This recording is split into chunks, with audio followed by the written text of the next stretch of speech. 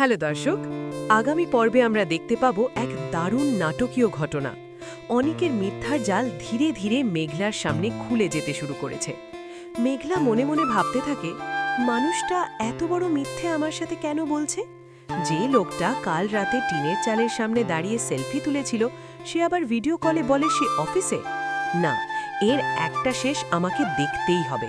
পরদিন সকালে অনিক মেঘলাকে বলে, মেঘলা, আমি অফিসে যাচ্ছি, আজ ফিরতে একটু দেরি হতে পারে, প্রজেক্টের অনেক কাজ আছে। মেঘলা তখন স্বাভাবিকভাবেই বলে, আচ্ছা, সাবধানে যেও। কিন্তু মেঘলার মনে তখনও সন্দেহ কাজ করছিল, তাই সে ঠিক করে আজ অনিককে অনুসরণ করবে।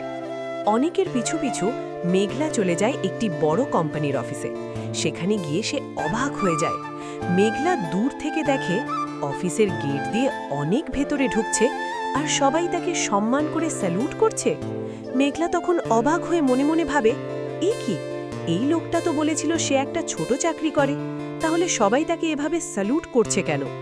কিছু বুঝতে না পেরে মেঘলা অফিসের এক কর্মচারীর কাছে গিয়ে জিজ্ঞেস করে, এক্সকিউজ মি, একটু আগে যে ছেলেটা ভেতরে গেল, মানে অনিক, সে এই অফিসে কি কাজ করে?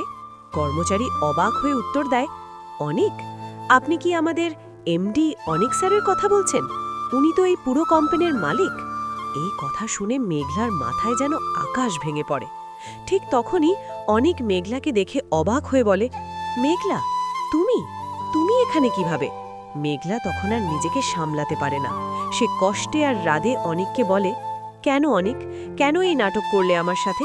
আমাকে বিয়ে করার পর থেকে তুমি গরিব হওয়ার অভিনয় করেছ?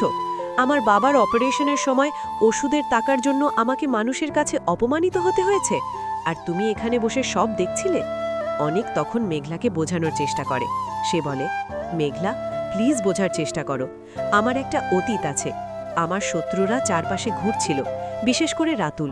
তোমাকে আর তোমার পরিবারকে নিরাপদ রাখার জন্যই আমি আমার আসল পরিচয় লুকিয়েছিলাম, আর আমি জানতে চেয়েছিলাম সত্যিকারের ভালোবাসা কাকে বলে।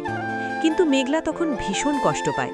সে দৃঢ় কণ্ঠে বলে, যে ভালোবাসা মিথ্যের ওপর দাঁড়িয়ে থাকে, সেই ভালোবাসার আমার কোনো দরকার নেই অনিক।